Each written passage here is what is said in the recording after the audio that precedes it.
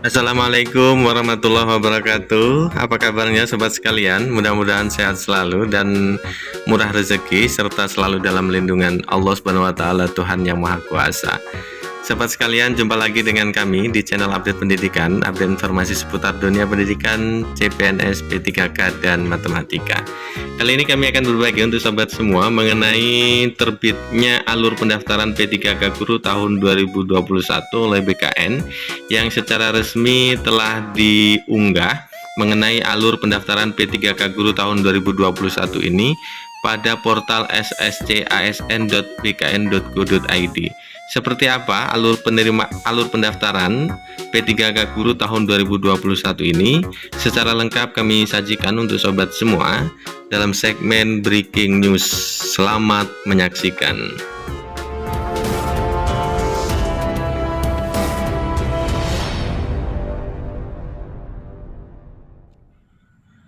Oke sobat UP semua, jumpa lagi dengan kami di channel Update Pendidikan ya.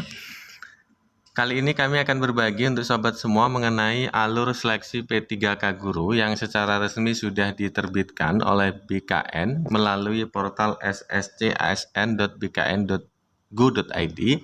Sobat UP sekalian bisa mendownload ya gambar atau infografis mengenai alur seleksi P3K Guru ini melalui portal tersebut ya. Kemarin belum diterbitkan, sedangkan hari ini kita sudah bisa mengunduh alur seleksi P3K Guru. Untuk alur seleksi P3K Guru ternyata lebih panjang ya dibandingkan dengan alur seleksi CPNS maupun P3K non-guru.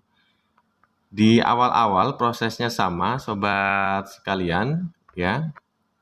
Yang pertama adalah sobat perlu mendaftar akun ya, mengakses portal SSC ASN, kemudian membuat akun SSC ASN, login ke akun tersebut yang telah dibuat, kemudian melengkapi biodata dan unggah swafoto. Untuk langkah pertama ini sama ya sobat UB sekalian antara CPNS, P3K Guru dan maupun P3K non guru ya. Kemudian yang kedua yaitu mendaftar formasi, memilih jenis seleksi, memilih formasi jika kolom formasi kosong, kemudian melengkapi data Dapodik dan atau THK2 serta data pendidikan. Jika data pendidikan kosong maka lengkapi form pada link yang tersedia. Jadi sobat UB sekalian, pada langkah yang kedua untuk seleksi P3K Guru ini berbeda dengan mendaftar CPNS. Pada seleksi P3K Guru ada langkah melengkapi data Dapodik atau data THK2 serta data pendidikan melalui form yang telah disediakan, kemudian mengunggah dokumen sama, mengecek resume dan akhiri pendaftaran juga sama, lalu cetak kartu informasi akun dan kartu pendaftaran akun. Pada langkah ketiga yaitu seleksi administrasi. Pada seleksi administrasi ini nanti panitia akan memverifikasi data pelamar. Panitia mengumumkan hasil seleksi administrasi. Pelamar yang dinyatakan tidak lulus dapat menyanggah hasil seleksi administrasi dan panitia mengumumkan hasil sanggah. Terakhir, pelamar yang dinyatakan lulus dan masuk ujian seleksi kompetensi teknis. Kesempatan pertama melakukan cetak kartu ujian. Sobat UP sekalian, untuk seleksi P3K Guru tidak ada tes SKD dan SKB ya Sobat UP sekalian. Jadi langsung pada tes yang pertama adalah yaitu tes kompetensi teknis kesempatan pertama. Yang berhak mengikuti tes kompetensi teknis pada tahap pertama adalah guru honorer pada sekolah negeri dan guru XTHK2 ya Sobat UP sekalian. Kemudian langkah yang keempat yaitu seleksi kompetensi teknis kesempatan pertama. Pelamar yang masuk pada ujian kesempatan pertama melaksanakan ujian seleksi kompetensi teknis, kemudian selanjutnya panitia mengumumkan hasil seleksi pada kesempatan pertama. Pelamar yang dinyatakan tidak lulus dapat menyanggah hasil seleksi dan panitia mengumumkan hasil sanggah. Pengumuman hasil sanggah ini bersifat mutlak dan tidak dapat diganggu gugat. Terakhir, pelamar yang dinyatakan lulus melakukan pemberkasan. Selesai. Sobat UP sekalian ya. Yang berikutnya yaitu seleksi kompetensi teknis kesempatan kedua. Pelamar yang tidak lulus pada seleksi kompetensi teknis kesempatan pertama memilih formasi, ya. Kemudian pelamar yang masuk ujian seleksi kompetensi teknis kesempatan kedua dan pelamar yang tidak lulus pada seleksi kompetensi teknis kesempatan pertama yang telah memilih formasi melakukan cetak kartu ujian.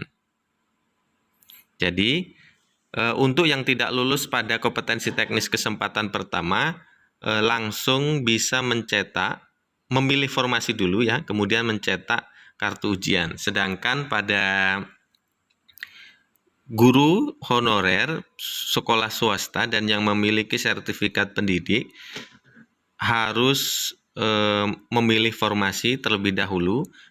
Jadi pada langkah awal itu semuanya harus membuat akun ya, membuat akun dulu, walaupun tidak bisa ikut di kesempatan pertama, akun harus sudah dibuat. Ketika mengikuti kesempatan kedua, uji seleksi kompetensi teknis kesempatan kedua, barulah memilih formasi dan mencetak kartu ujian. Pelamar yang masuk ujian seleksi kompetensi teknis kesempatan kedua dan pelamar yang tidak lulus pada seleksi kompetensi teknis kesempatan pertama melaksanakan ujian seleksi kompetensi teknis kesempatan kedua. Selanjutnya, panitia mengumumkan hasil seleksi. Pelamar yang dinyatakan tidak lulus dapat menyanggah hasil seleksi. Panitia mengumumkan hasil sanggah dan bersifat mutlak tidak dapat diganggu-gugat. Yang terakhir, pelamar yang dinyatakan lulus melakukan pemberkasan. Jika pada kesempatan kedua tidak juga lulus, maka diberikan seleksi kompetensi teknis untuk kesempatan ketiga.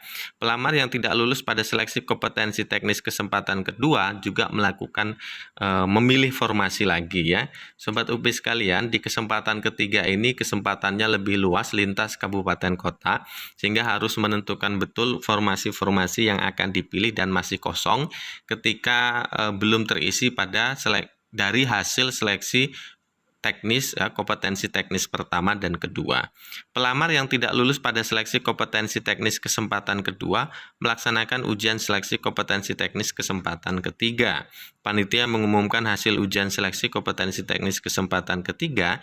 Pelamar yang dinyatakan tidak lulus dapat menyanggah hasil seleksi. Panitia mengumumkan hasil sanggah bersifat final dan mutlak ya, tidak bisa diganggu-gugat setelah masa sanggah.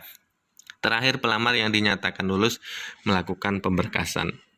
Sobat UP sekalian, jika pada seleksi kompetensi teknis kesempatan pertama, kesempatan kedua, dan kesempatan ketiga ada beberapa formasi yang mungkin masih kosong tidak terisi, maka langkah yang ketiga adalah langkah yang terakhir maksud saya adalah optimalisasi formasi, di mana jika terjadi kebutuhan formasi belum terpenuhi. Panitia akan meranking nilai pelamar yang tidak lulus seleksi kompetensi teknis, kemudian panitia mengumumkan hasil optimalisasi formasi. Pelamar yang dinyatakan tidak lulus dapat menyanggah hasil optimalisasi formasi, dan panitia mengumumkan hasil sanggah. Lalu yang terakhir adalah pelamar yang dinyatakan lulus melakukan pemberkasan.